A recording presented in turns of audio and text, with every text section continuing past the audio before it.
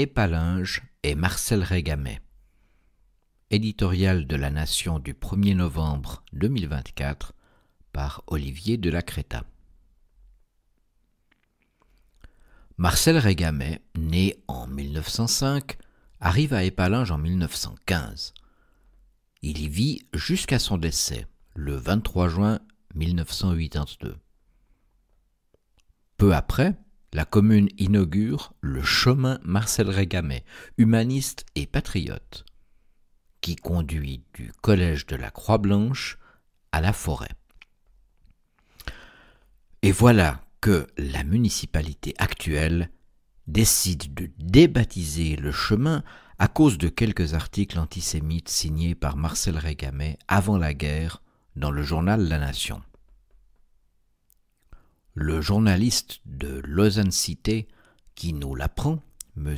Sharaf Abdessemed, a judicieusement intitulé son article « Par lassitude, Épalinges renonce au chemin Marcel Régamet ». Cette lassitude municipale transpire d'un bout à l'autre de l'article. Certains voulaient conserver le nom du chemin en y joignant un texte explicatif. Mais le syndic Alain Monod s'y refuse aussi. Bien sûr qu'on aurait pu faire cela, mais si nous l'avions fait, il est certain que dans les années à venir, nous aurions reçu une nouvelle intervention politique pour que le chemin soit débaptisé. Autant donc clore la question dès maintenant. Passons. À notre époque de déboulonnage, une telle décision peut sembler fondée. Au regard de la personnalité de Marcel Régamet, de son souci constant du bien commun vaudois et de son action bénéfique pour le pays, elle est à la fois dérisoire et injuste. N'importe quel historien sait qu'on ne juge bien les écrits d'une personne qu'en se replaçant dans l'esprit de l'époque. On appelle ça la contextualisation. Il ne s'agit pas de nier les responsabilités, il s'agit d'en prendre l'exacte mesure. Or, à l'époque, le principal article reproché à M. Régamet, publié en 1932, n'a pas déclenché le moindre scandale. On peut en penser ce qu'on veut, mais c'était l'époque. Même les ennemis de la Ligue vaudoise, ils sont nombreux, ne jugent alors pas opportun de l'attaquer là-dessus. On ne juge pas non plus une pensée politique en se focalisant sur ses débuts, quand elle n'est qu'esquissée à grands traits insolents, marquée par la militance juvénile et mêlée d'emprunts pas entièrement digérés. Dans la durée, au contraire, on voit que certains thèmes se renforcent, tandis que d'autres reculent ou disparaissent. Et c'est peu à peu que la doctrine apparaît dans sa cohérence. L'antisémitisme, qui fut dès le début un thème marginal dans la nation, disparut de nos colonnes bien avant la mort de Marcel Régamet. C'est cela qui importe. D'ailleurs, plus d'un éditorial ultérieur témoigne de l'évolution de sa réflexion quant aux aspects politiques et théologiques de la question.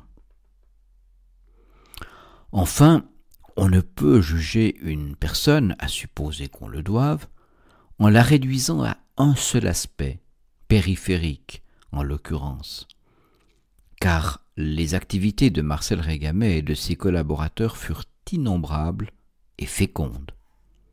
En 1933, la Ligue vaudoise lance son action contre l'impôt sur le vin. La Confédération recule. En 1938, la Ligue perd la grande bataille fédéraliste contre le code pénal suisse.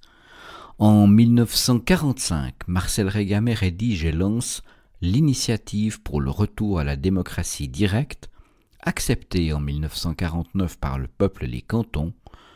En 1954, son initiative cantonale pour un département de la présidence au Conseil d'État échoue en votation, mais l'idée sera reprise dans la Constitution de 2003. En 1974, la Ligue patronne avec succès le référendum contre la très étatiste loi fédérale sur l'aménagement du territoire. En 1978, elle est responsable d'un des 3 référendums victorieux lancés contre la police fédérale. Après la guerre, Marcel Régamey crée le camp d'été de Valère qui existe encore aujourd'hui.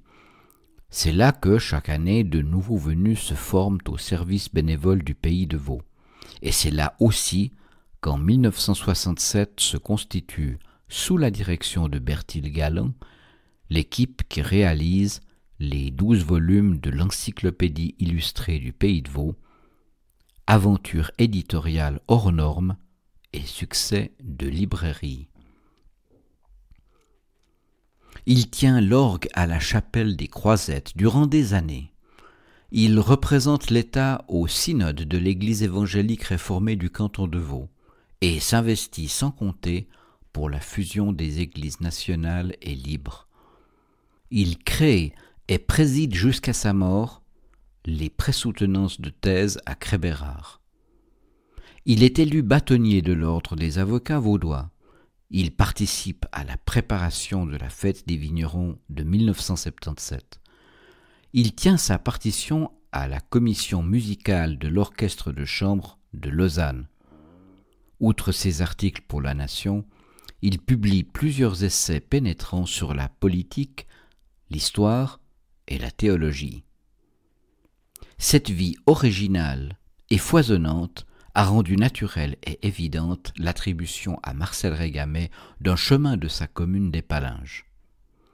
Et ce n'est pas à la légère que 2 des plus éminents palinzards du XXe siècle, Georges-André Chevalat, historien, conseiller fédéral, et Henri Rieben, animateur de la Fondation Jean Monnet pour l'Europe, ont contribué au volume de Mélange publié en 1980 en hommage à Marcel Régamey.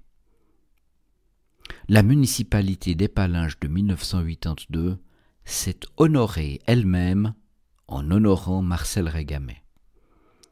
Quant à celle d'aujourd'hui, c'est la fin de la lecture de cet éditorial. N'oubliez pas de vous abonner si vous ne l'êtes pas encore à La Nation en vous rendant sur notre site internet www.ligue-vaudoise.ch.